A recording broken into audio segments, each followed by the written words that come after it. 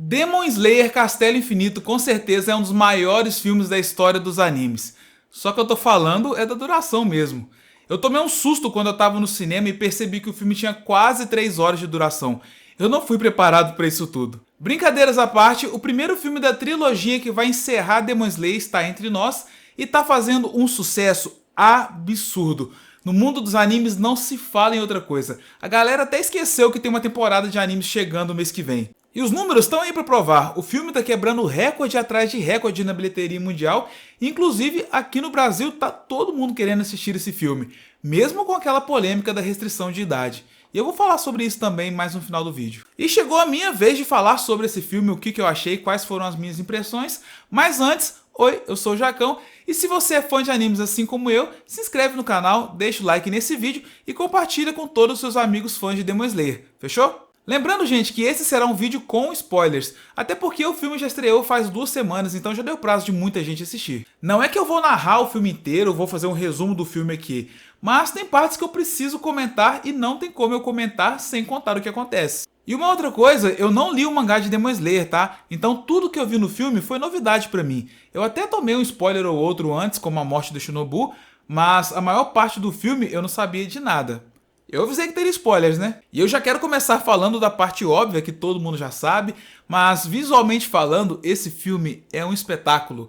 Eu posso falar tranquilamente que com quase 14 anos acompanhando o anime regularmente, eu nunca vi nada parecido. Eu acho que vai demorar muito para algum anime pelo menos chegar perto do nível que Demon Slayer chegou. Só mesmo os próximos filmes para poder ultrapassar essa qualidade. Mas falando da história, o filme já começa frenético, né? Exatamente naquela parte que terminou a 4ª temporada, com a galera caindo no castelo, com aquela música épica tocando. E que música, meus amigos, não tem como não ficar hypado. E logo no começo, o filme já entrega aquilo que a maioria das pessoas espera quando vai assistir Demon Slayer, né? Que é a ação. Temos várias cenas dos caçadores enfrentando Onis ali no início do filme. E assim, de um modo geral, eu posso dizer que eu gostei muito do filme.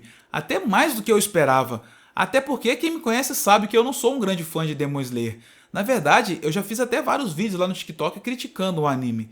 E não é que eu não goste, mas eu só não acho essa coisa toda que todo mundo fala. Meu maior problema com Demon Slayer é que a galera vende esse anime como algo muito épico, com uma trama super desenvolvida, com personagens muito elaborados, quando na verdade pra mim é o contrário. Eu acho a trama muito simples e os personagens muito rasos. Tem muitos animes que eu gosto que são assim também, por exemplo, Solo Leveling é um anime simples com personagens rasos. Porém, desde sempre a gente sabe que é isso. O anime em nenhum momento se vende como algo mais complexo, ao contrário de Demon Slayer. Em Demon Slayer, nenhum personagem é trabalhado o suficiente para que eu me importe com ele. Por exemplo, eu não me emocionei nem um pouco com a morte do Rengoku lá no Trem Infinito. E essa característica se mantém aqui no filme.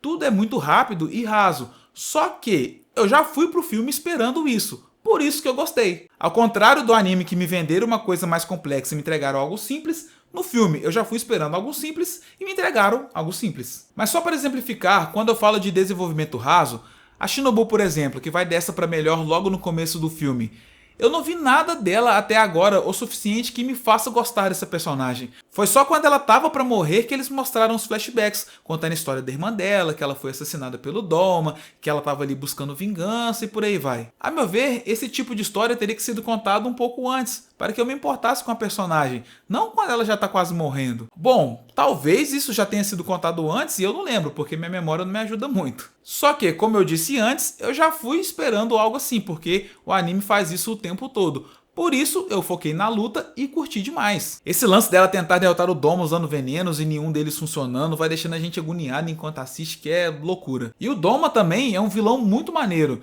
Tem aquele lance todo do culto da família dele, que é bem bizarro, sabe? Mas ainda assim ele é um vilão bem maneiro. Aí uma coisa que me deixou bem curioso é no final da luta a Kanao chegando por lá, que deu a entender que depois é ela que vai lutar contra o Doma. Se for isso mesmo, em algum momento do anime já foi mencionado um poder oculto que ela possa ter que vai bater de frente com um Lu superior? Ou ela vai lutar contra ele tirando um grande poder da amizade do nada? Eu posso estar viajando também, não vai ser ela que vai lutar contra ele, né? Depois disso vem a luta dos Zeniths contra o Kaigaku, que pra mim é a parte mais épica do filme. Pelo menos foi a que eu mais gostei. Cara, eu realmente fiquei muito arrepiado quando o Zeniths usou a 7ª forma da inspiração do trovão. E também a história do avô dele que cometeu seppuku, cara, me pegou demais. Acho que foi o momento que eu mais me emocionei com Demon Slayer até hoje, juntando a série toda. Agora, o tal do Kaigaku pra mim é o personagem mais qualquer coisa da história. Do mesmo modo que ele apareceu do nada, ele vazou. Pode ser a minha memória não funcionando novamente e ele ter sido mencionado antes e eu que não tô lembrando, mas de qualquer forma, eu não ligo. Pelo menos ele serviu pro Zenitsu mitar nesse filme. Ah, eu queria ter visto um pouco do treinamento do Zenitsu e também uma explicação do porquê ele tá tão diferente.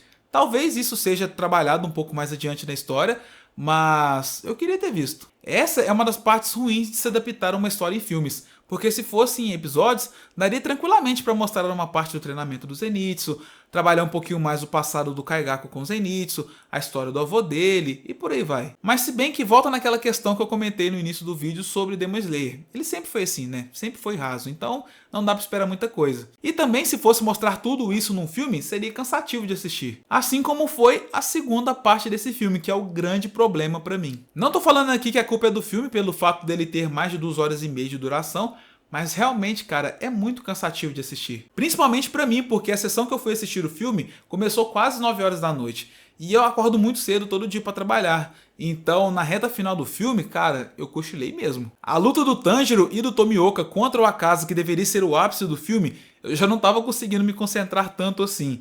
E todo aquele flashback do Akaza que foi mostrado no final do filme, quase meia hora de flashback, cara, eu dormi mesmo. Tanto que antes de fazer o roteiro desse vídeo, eu tive que pesquisar um pouco para lembrar o que acontece no final do filme, porque tudo foi apagado da minha mente. Mas falar da luta em si é chover do molhado, né? Todo mundo já sabe que as lutas em Demon Slayer são um espetáculo, e essa daqui não é diferente. Mas eu quero comentar rapidamente sobre o Akaza. Eu vi muita gente se emocionando e até chorando com a história dele, mas eu particularmente não curto esse lance de contar o passado triste do vilão quando ele está perto de ser derrotado para gerar empatia. Eu gosto mais quando o vilão é só mal e pronto. E Demon Slayer, cara, faz isso com frequência. Com certeza aprendeu com Naruto. Eu não consigo me emocionar nem um pouco. O passado dele pode até explicar um pouco do que ele fez e por que ele fez, mas justificar jamais. O cara passou a vida inteira dele, que não foi pequena, matando um monte de gente, e o anime quer que no final eu ainda chore por ele? Meu irmão, eu quero mais é que se lasque. Agora, falando sobre aquele lance da classificação do filme, que gerou uma polêmica danada,